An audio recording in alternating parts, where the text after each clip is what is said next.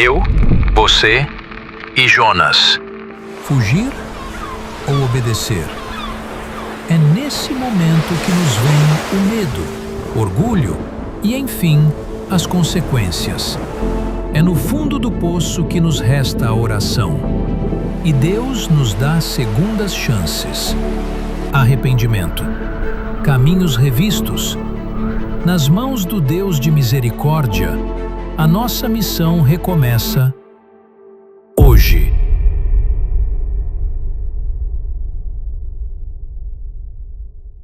O livro de Jonas é um livro curto e por isso eu quero incentivar também você durante a semana a ler todo esse livro, porque aí nos próximos domingo você virá com mais informações e você conseguirá ligar pontos, não é, da pregação com aquilo que você leu.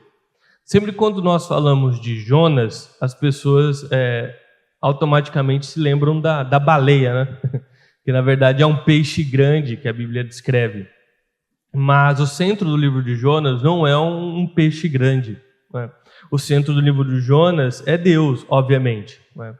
Um Deus de misericórdia, um Deus de segundas chances, um Deus que, mesmo quando nós vamos para longe dele, ele nos traz de volta e nos coloca de novo sob a sua vontade, não é? E eu gostaria de ler com toda a igreja Jonas capítulo 1. Nós vamos ler até o versículo 5. E nós vamos depois refletir em cima desses versículos. E você vai ver que em apenas 5 versículos nós temos muita coisa para conversar.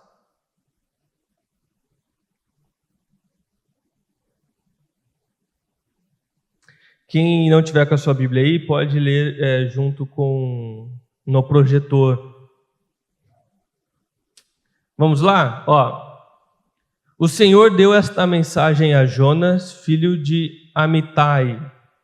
Apronte-se e vá para a grande cidade de Nínive. Anuncie meu julgamento contra ela, pois vi como seu povo é perverso. Jonas se aprontou, mas foi na direção contrária, a fim de fugir do Senhor. Desceu ao porto de Jope, onde encontrou um navio que estava de partida para Tarsis. Comprou a passagem e desceu para dentro do navio, a fim de fugir do Senhor. O Senhor, porém, enviou sobre o mar um vento forte, e caiu uma tempestade tão violenta que o navio estava prestes a se despedaçar. Com muito medo, os marinheiros clamavam a seus deuses e lançavam a carga ao mar para deixar o navio mais leve. Jonas, porém, desceu ao porão e dormia profundamente. Vamos ler até aqui. Vamos orar? Obrigado, Senhor, pela Tua palavra. Obrigado por mais um dia de vida que o Senhor nos concedeu. Que o Teu Espírito Santo possa falar aos nossos corações, Pai, através da mensagem do livro de Jonas. Que nós possamos ser tocados e transformados, Pai, esta manhã. Assim eu oro em nome de Jesus. Amém. Amém? Vamos lá. Só tirar aqui que agora deu um calor.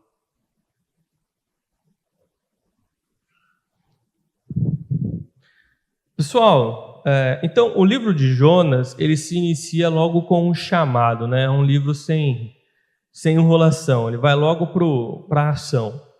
Qual é o chamado? É Deus chamando Jonas para uma missão.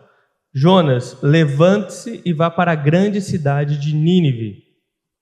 Jonas se levanta, mas ele vai para a direção oposta à cidade de Nínive. Nós vamos ver ao longo da mensagem que Jonas, o que ele quer é um Deus que haja de acordo com a sua própria vontade. Um Deus que simplesmente faça e fale aquilo que ele quer ouvir e aquilo que ele quer fazer. Isso soa familiar, não é? Na nossa própria prática, muitas vezes cristã, em Deus.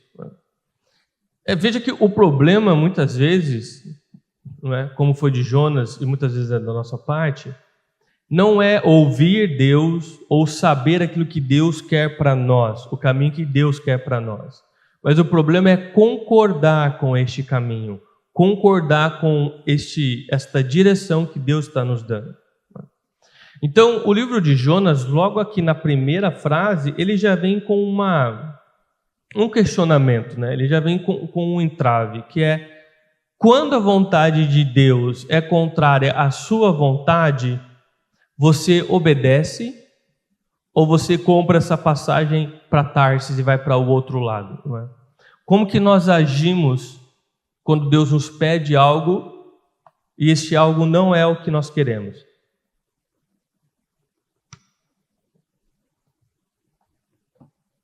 O livro de Jonas ele já começa com essa reflexão. E nós vamos caminhar em cima desses 5 versículos em 2 pontos essa manhã, tá? Primeiro, fugindo de Deus, e depois nós vamos falar um pouquinho sobre a tempestade do pecado.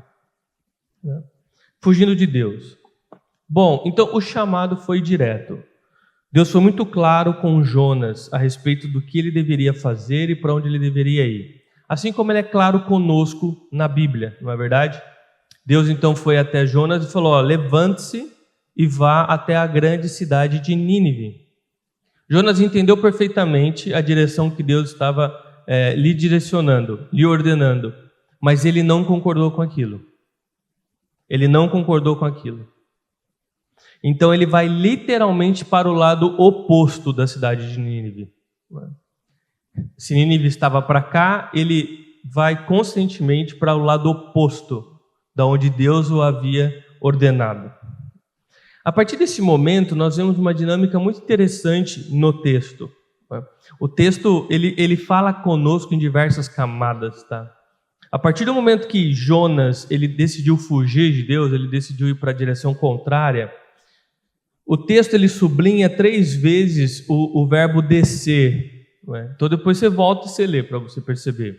Primeiro, Jonas desceu a Jope, que tinha um porto ali. Depois ele desceu para dentro do navio. E depois ele desceu para o porão do navio. Então veja, o texto, ele fala conosco, não é? De forma muito profunda.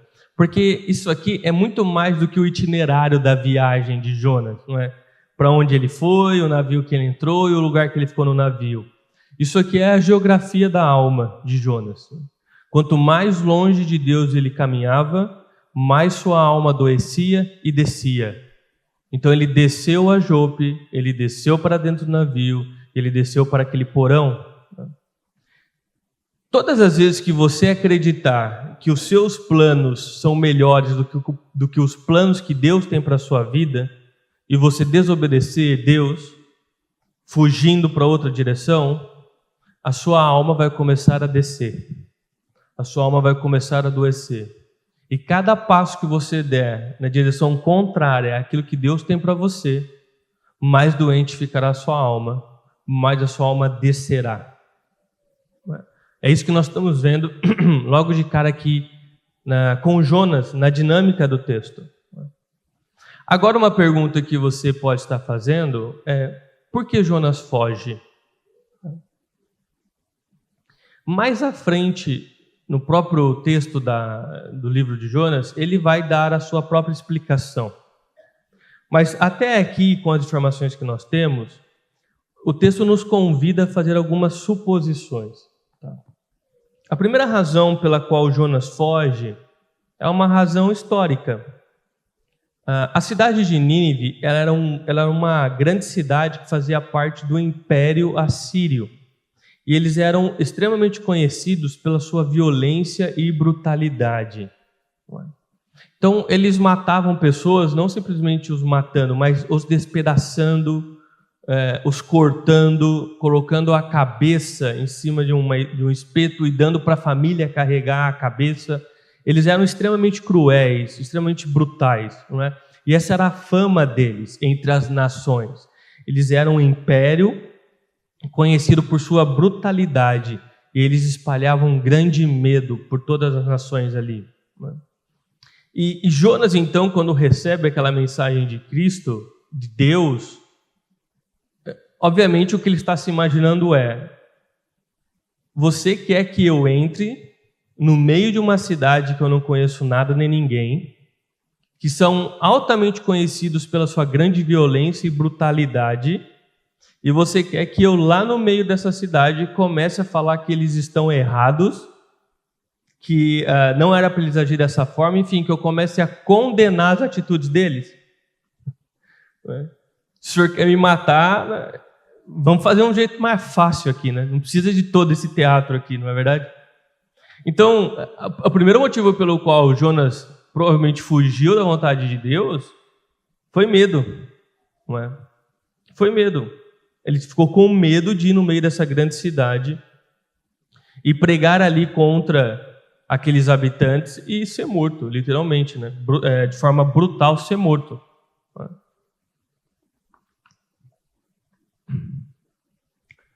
Colocando de uma forma bem clara para você entender, usando uma imagem muito triste da nossa realidade, imagina um policial entrar dentro das periferias do Rio de Janeiro para falar que eles estão errados, desarmados.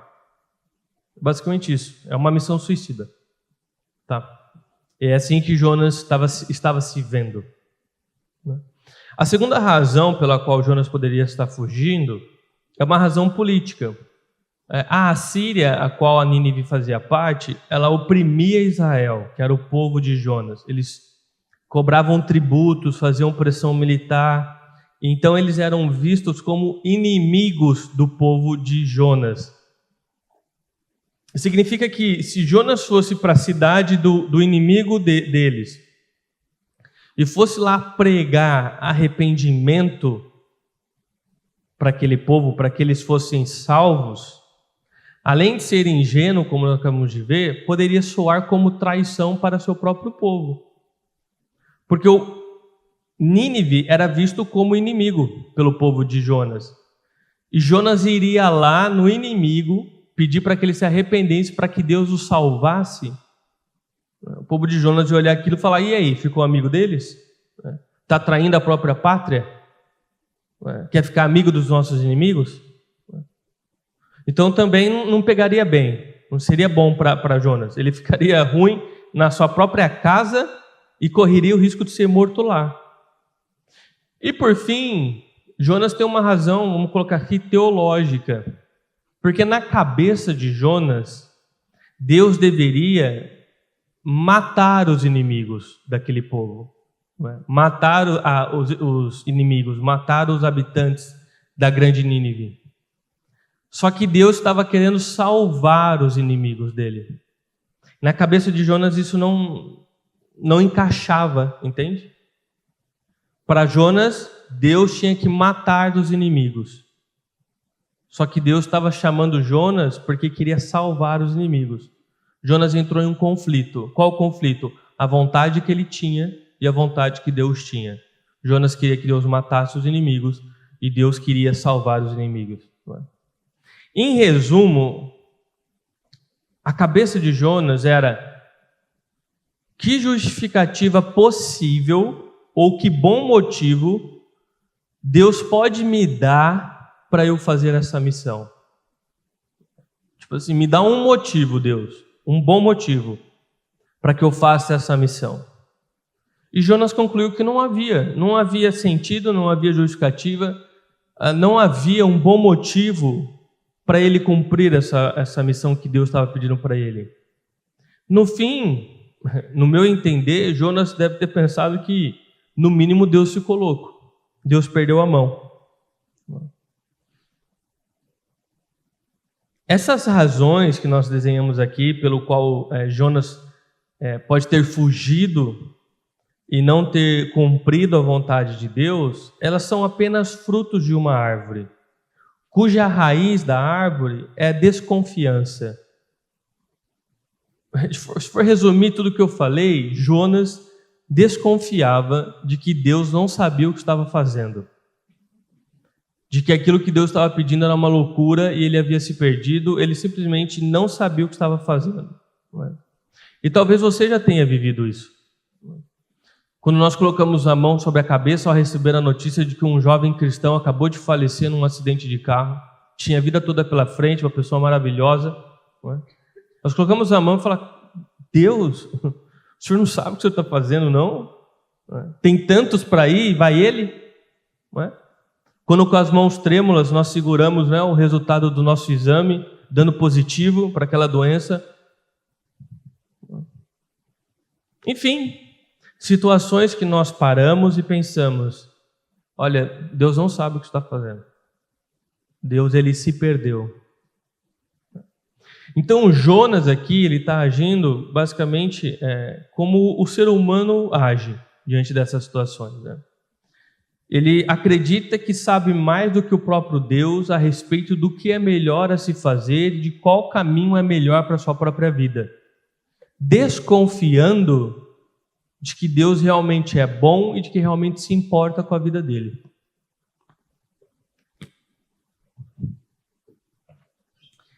Grave isso. Todas as vezes que Deus nos direcionar para um local e você parar para querer analisar a direção de Deus e não encontrar nenhuma boa razão para obedecer, automaticamente a desconfiança vai inundar teu coração. E você vai começar a se perguntar se Deus não perdeu a mão.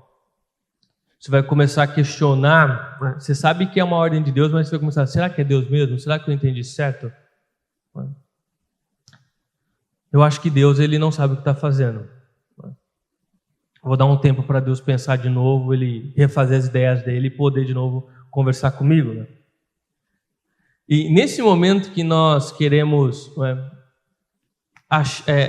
nós colocamos em questionamento, em dúvida, o direcionamento de Deus para as nossas vidas, é exatamente nesse momento que você vai comprar a passagem e vai para o lado oposto, como Jonas fez. Então Deus manda que você perdoe aqueles que te feriram. Aí você pensa: não, perdoar agora vai só me fragilizar, não vai me fazer bem. Como você não está vendo nenhum benefício imediato em seguir a ordem de Deus, você segura a mágoa, você não vai perdoar. Ou seja, você compra a passagem e vai para o lado oposto. Deus te chama a ser generoso nas suas ofertas. Você faz um cálculo na tua cabeça e você chega à conclusão: não, acho que vai dar uma apertada lá em casa. Como você desconfia de como Deus irá te sustentar e do poder dele de sustentar você, você não oferta. Percebe? Todas as vezes que Deus te direciona a algo e você não confia que aquele é o melhor caminho para você e começa a desconfiar de Deus, você compra uma passagem e vai para o lado oposto, ou seja, você desobedece. Não é? Todas as vezes que não vemos uma boa razão, na nossa visão, obviamente, para obedecer a Deus, a desconfiança vai embarcar no teu coração. E é nesse momento que você vai para o lado oposto. Não é? O lado oposto não é sair da igreja. Não é? É desobedecer a Deus, muitas vezes dentro da igreja. Não é? Então, diante das situações da vida e diante das situações que o próprio Jonas, da situação que o próprio Jonas aqui está vivendo,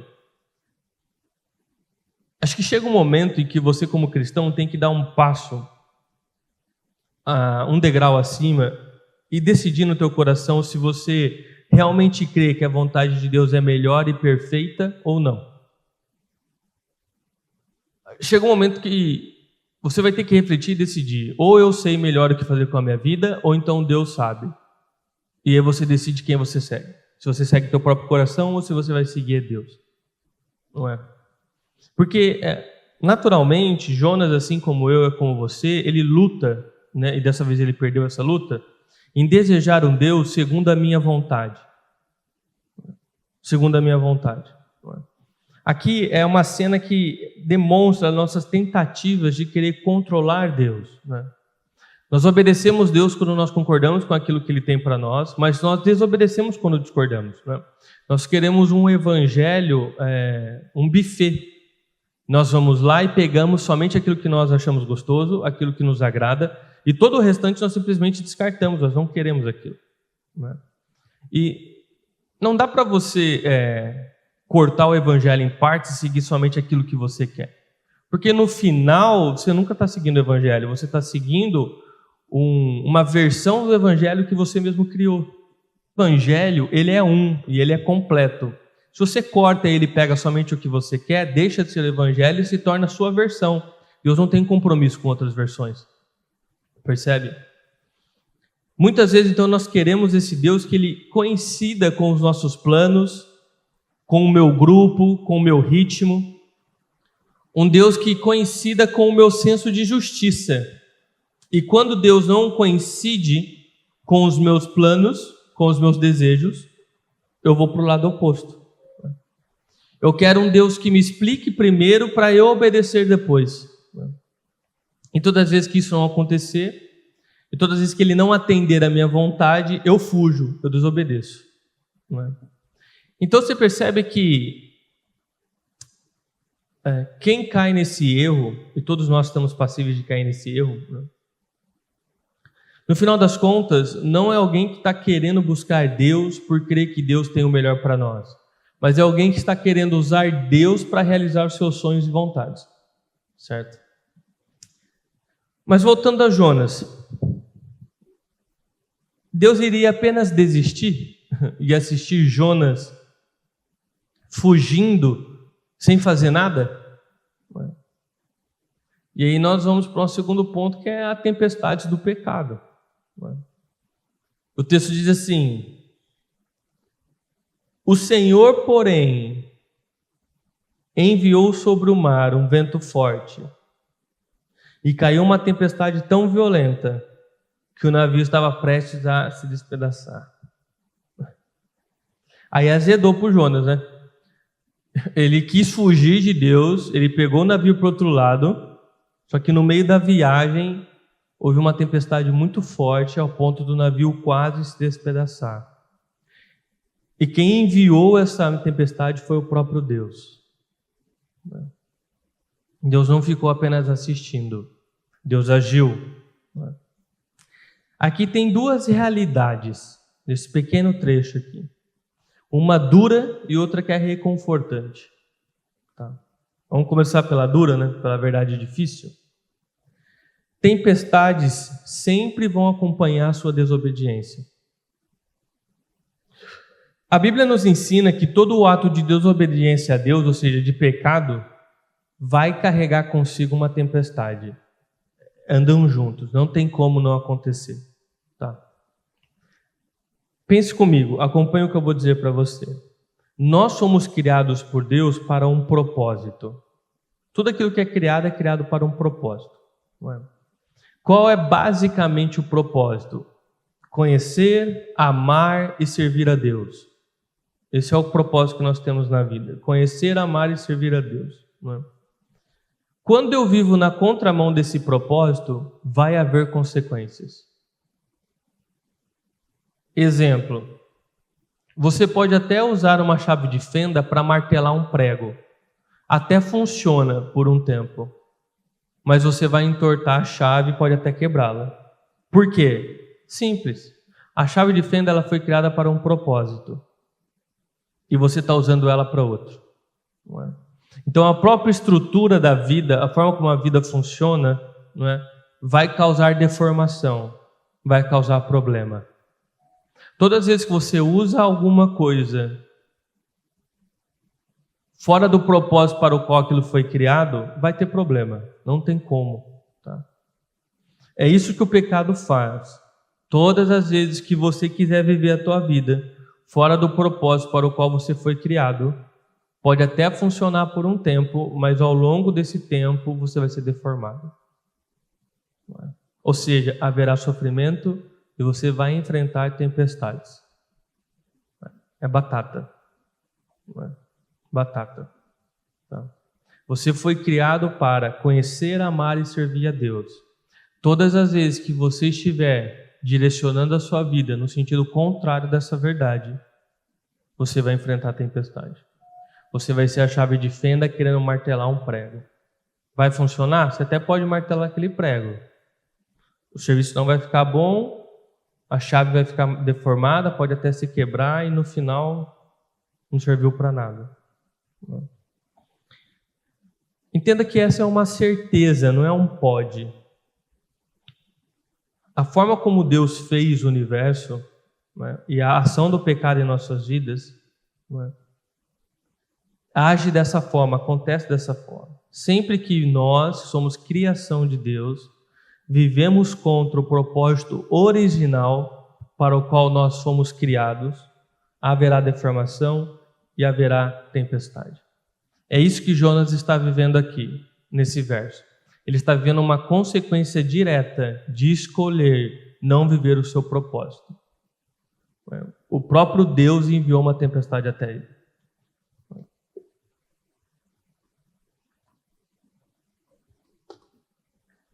Eu quero fazer um adendo aqui. É necessário esclarecer para vocês que nem toda tempestade que nós enfrentamos na vida é por conta de algum pecado que você cometeu, né? Porque são todas as vezes que você estiver enfrentando algo na vida, você vai ficar procurando onde que eu errei, né? Qual pecado eu estou cometendo, né? Existem tempestades que são apenas consequências de viver no mundo deturpado pelo pecado. O próprio mundo é mau, o pecado deformou este mundo e a vida por si só, então, ela gera tempestades. Só por estarmos vivendo, nós enfrentamos problemas neste mundo. Não é? Existem tempestades também que são dores que nós herdamos por nos embarcar, né, nos relacionar na vida com outras pessoas, ou permitir que elas se relacionem conosco. Foi o caso dos marinheiros aqui que estavam com Jonas. Os marinheiros naquele navio, eles não foram o causador da tempestade, mas eles estavam com Jonas no barco, eles estavam sofrendo igual. Então esse é um adendo também, sabe? As pessoas com as quais você se alia, você vai tomar chuva com ela, percebe? Você vai tomar chuva com ela. Por isso que, por exemplo, principalmente os jovens, os adolescentes, quando querem namorar e tal, e buscam alguém fora do caminho do Senhor, basicamente assim, cara, beleza, bota Jonas no teu barco, mas aí o problema é teu. Entendeu? A tempestade vai chegar para você também. Então veja, nem todas as tempestades que você enfrenta na vida é porque necessariamente você está cometendo algum pecado naquele momento. Existem as tempestades que a própria vida traz, porque o mundo é deturpado, o mundo é mau. Existem tempestades que é quando você se alia a pessoas e permite que elas entrem no seu barco ou que você entre no barco delas. Tá? Então, guarde isso. Tá? Nem sempre a tempestade que estamos enfrentando é consequência direta de um pecado, mas todas as vezes que você cometer um pecado, vai haver tempestade. Tá? Se você desobedeceu a Deus, pode esperar, vai vir tempestade. Tá? Ou porque Deus está enviando, como foi com Jonas, ou pela própria consequência do seu pecado. Tá? Essa é a dura verdade. Esse é eu falei, a primeira reflexão, a dura, a difícil. Não é? Todo pecado acompanha uma tempestade. Então, você desobedece a Deus, não tem como igual o Jonas, tipo, eu vou para bem longe porque eu fico escondido, Deus não vai me ver. Eu estou fazendo escondido, cara, não importa, é Deus, Ele vê todas as coisas, sabe todas as coisas, a tempestade vai vir. Não é? Eu acho engraçado, né? As pessoas elas ficam com medo, sei lá, da igreja descobrir o que ela está fazendo, ou do pastor descobrir o que ela está fazendo. Cara, por exemplo, eu como pastor, o máximo que eu vou poder fazer de alguma forma é te aconselhar biblicamente. Se você tiver algum cargo na igreja, obviamente te retirar daquele cargo, mas acaba aí, sabe? O teu problema não é comigo, o teu problema é com Deus, cara. E de Deus você não esconde nada. Tem gente que tem mais medo de esconder as coisas das pessoas, se esquece que Deus está vendo. E a tempestade vai cair. Não tem como. Tá. A segunda reflexão nesse pequeno trecho ali, que é o Senhor, porém, enviou sobre o mar um vento forte e caiu uma tempestade tão violenta que estava prestes a despedaçar o navio, é que Deus trabalha em tempestades. Tá? Deus trabalha em tempestades. Quando nós estamos vivendo uma tempestade, quer seja ela consequência dos nossos pecados, ou quer não, os filhos de Deus têm uma promessa. Todas as coisas colaboram para o nosso bem. Significa que Deus usa até mesmo a tempestade, que você criou muitas vezes, para trabalhar para o seu bem. E aqui nós começamos a ver... Pode fechar as portas, por favor? Às vezes dá uma melhorada, né? Porque o barulho da chuva é forte. Aqui você começa a ver uma faceta de Deus que vai acompanhar o livro de Jonas do início ao final, que é a misericórdia de Deus, tá? Operando em nossas vidas, assim como está operando na vida de Jonas neste momento. A Bíblia nos ensina que as tempestades das nossas vidas, elas têm o poder de, por incrível que pareça, e você vai compreender comigo, o poder de reduzir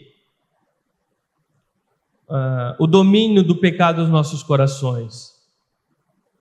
Muitas vezes, somente através de tempestades na vida, nós nos atentamos para situações que de outra forma você jamais iria se atentar.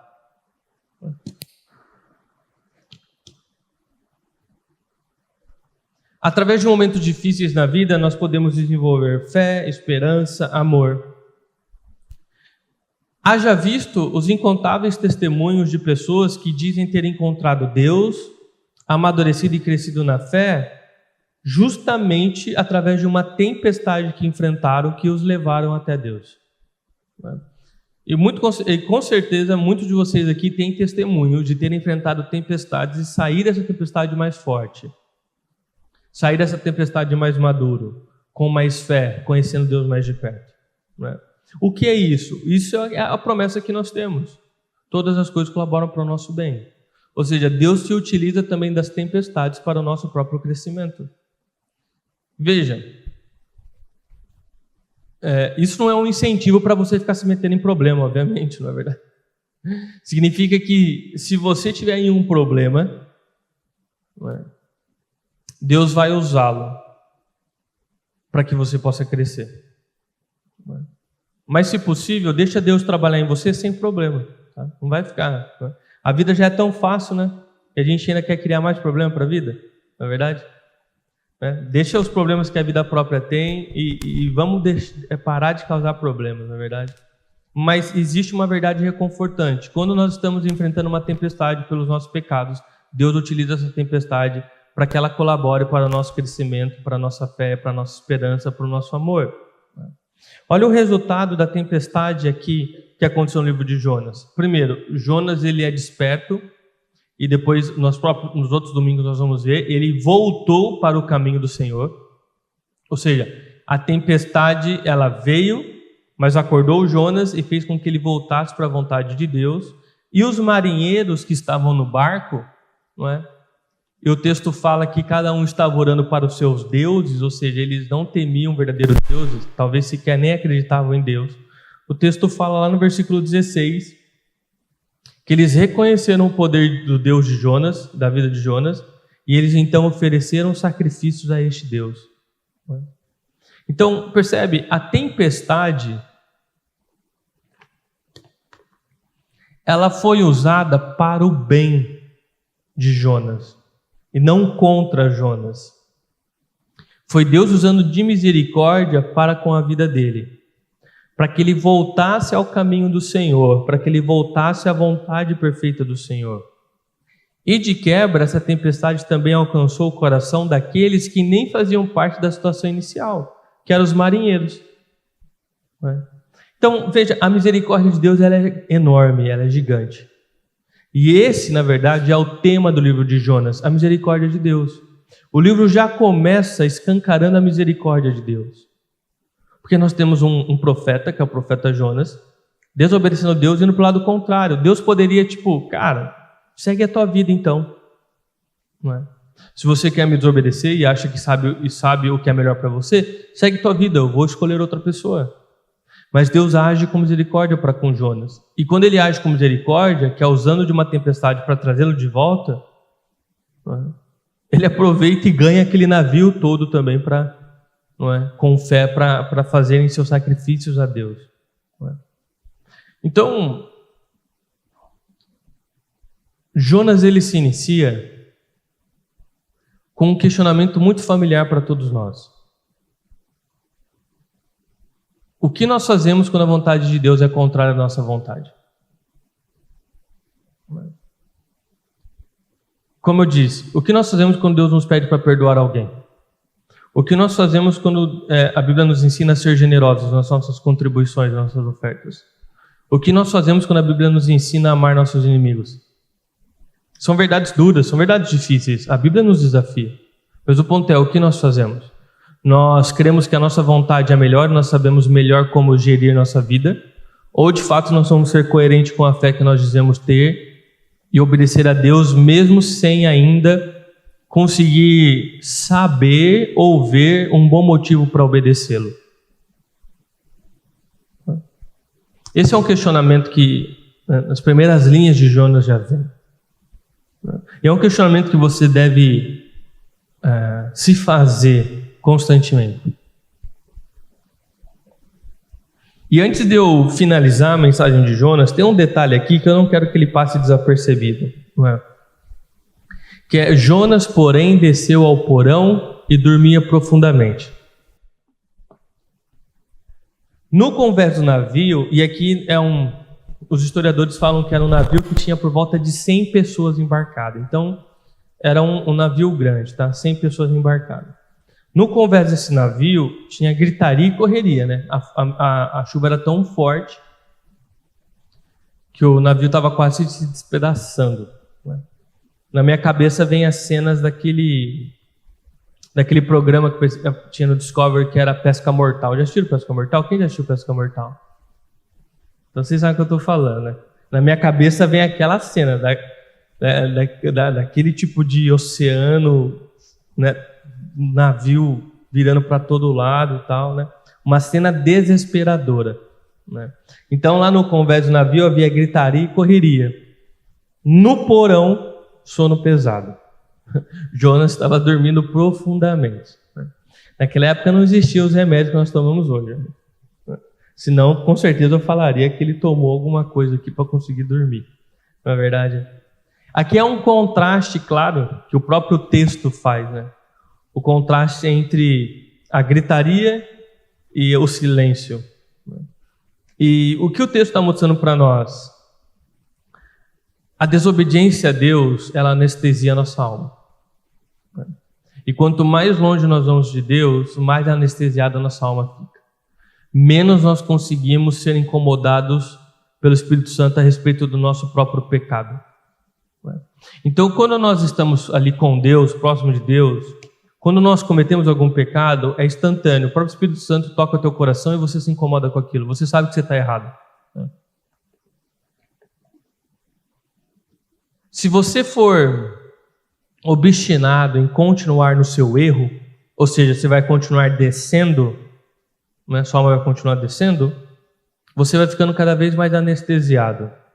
Até que chega um momento que você está cometendo os pecados e aquilo não te incomoda de forma nenhuma, não é? Você desceu os seus motivos, desceu nos seus afetos, enfim, desceu na sua fé. Você foi descendo até você conseguir dormir no meio de uma tempestade que está prestes a destruir o teu navio. Você já viu aquela pessoa que ela se envolveu tanto no pecado que a vida dela está por um fio e ela não consegue enxergar aquilo? Você olha para a pessoa, às vezes é algum amigo, às vezes é um filho, às vezes é um pai. Você fala, cara, tua vida, você perdeu. Você vai morrer, não tem para onde você ir. Mas para a pessoa não. Para a pessoa não. A pessoa continua vivendo em adultério como se tudo estivesse ok, continua vivendo um namoro totalmente fora dos padrões de Cristo como se tudo estivesse ok, continua vivendo uma vida de amargura, falta de perdão, enfim. É uma pessoa que ela está anestesiada. Ela foi obstinada em continuar perseguindo o pecado, ou o pecado perseguindo ela, né? Na verdade é um casamento ali, até o momento em que ela consegue dormir no meio de uma grande tempestade, o navio, ou seja, a vida dela está prestes a despedaçar, e ela simplesmente está lá, apagada, né? Ela não consegue perceber que ela está prestes a perder tudo. Então, repara de novo aqui, na misericórdia de Deus. A tempestade chega e antes do navio partir, se nós continuarmos lendo mais uma, duas linhas, você vai ver que Deus criou um cenário para acordar Jonas. Deus enviou alguém lá e Jonas foi acordado. Jonas foi acordado. Então, de novo, essa tempestade não é Deus contra Jonas. É Deus contra a fuga de Jonas. Se hoje, pela misericórdia de Deus, ele te trouxe até aqui, e você agora está percebendo que você está num porão, que você está em desobediência, você está nesse sono profundo, ou se aliando com quem te afasta dos caminhos do Senhor, cara, ouça a voz de Deus te acordando essa manhã e acorde. Acorda, porque o teu navio está prestes a ir, né, profundo do mar. Acorde, fale com Deus, porque a mesma mão que lançou a tempestade, lançou o vento, é a mão que tem todo o poder de capacitar você e te sustentar o caminho para cima novamente. Todo o caminho que você desceu, Deus, obviamente, Ele quer fazer você subir todo este caminho. Né? Então, Deus não manda tempestades para nos matar ou para nos destruir. Deus manda tempestade para matar a nossa fuga. Isso é misericórdia de Deus. Tá? Por que eu digo que é misericórdia? Porque tem muitas pessoas que sofreram as consequências da própria vida e não tiveram uma segunda chance. Elas não foram acordadas. Elas não foram acordadas. Deus agiu com misericórdia na vida de Jonas. E creio que está agindo com misericórdia na vida de muitos aqui hoje. Te acordando. Te acordando. Né? Antes que o teu barco afunde. Né? Então, como Jonas, que você acorde, tá? E decida obedecer a Deus. E quando você decidir obedecer a Deus, você vai ver que a tormenta que trouxe toda essa situação para despedaçar teu navio, na verdade, todo o tempo era a misericórdia de Deus tentando te puxar de novo para um lugar seguro, que era a vontade dele. Que era a vontade dele. Então, irmãos, assim, tem muita informação para você refletir. Tá? Em 5 versículos já deu para ver muita coisa sobre o livro de Jonas, né? Principalmente a respeito da misericórdia de Deus. O livro de Jonas é um livro sobre a misericórdia de Deus, sobre um Deus de segunda chance. Não é? Então, Deus chama, mesmo quando nós fugimos, Deus pode agir com misericórdia e nos alcançar. Foi isso que aconteceu com Jonas. Deus não terceiriza o cuidado, mas Ele entra, vamos dizer assim, no mar da nossa história, não é? E nos salva no meio da tempestade, nos acorda contra a tempestade e nos salva. Então, a mensagem desse início do livro de Jonas aqui é: saia desse porão, acorde, obedeça a Deus. Você está vivendo um entrave sobre o que Deus tem te pedido, sobre o que o Evangelho está te incomodando, e você está arredio, está com o coração duro, você tem que tomar essa decisão. Ou você entrega a sua vida nas mãos de Deus, crendo que Ele tem o melhor para você, ou você vive a sua vida de acordo com as suas regras. Os dois não dá para acontecer. Os dois não dá para acontecer. Então, óbvio que a nossa oração como igreja é para que você confesse sua fuga e dê o primeiro passo em direção à obediência com Deus.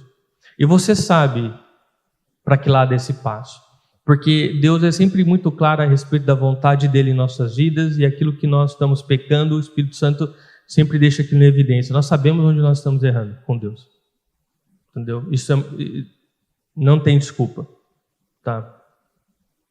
E então, no meio desse vento, dessa tempestade, você vai poder confiar. Né? Porque o Deus que te chamou, mesmo para que uma missão na tua cabeça seja suicida, é o Deus que vai te sustentar por toda essa missão. Então, assim nós vimos os primeiros 5 versículos do livro de Jonas. Nosso objetivo agora nos próximos domingos, os próximos 4 domingos, nós caminharmos em mais versículos, tá? Eu vou ser bem sincero, eu nem sei se eu vou terminar o livro de Jonas. Talvez fique uma parte 2 para ano que vem. Mas os versículos que nós conversarmos, você vai ver que cada versículo traz uma tonelada de amor, de misericórdia e direcionamento para as nossas vidas. O que eu gostaria que você levasse para a semana? Primeiro, desconfiar de Deus é o primeiro passo de fuga e da descida da sua alma. Todas as vezes que você começar a se questionar e desconfiar de Deus a respeito do que Ele está pedindo para você, cara, escolha seguir Deus. Caso contrário, você vai começar a desconfiar e o teu caminho vai ser descida. Tua alma vai começar a descer.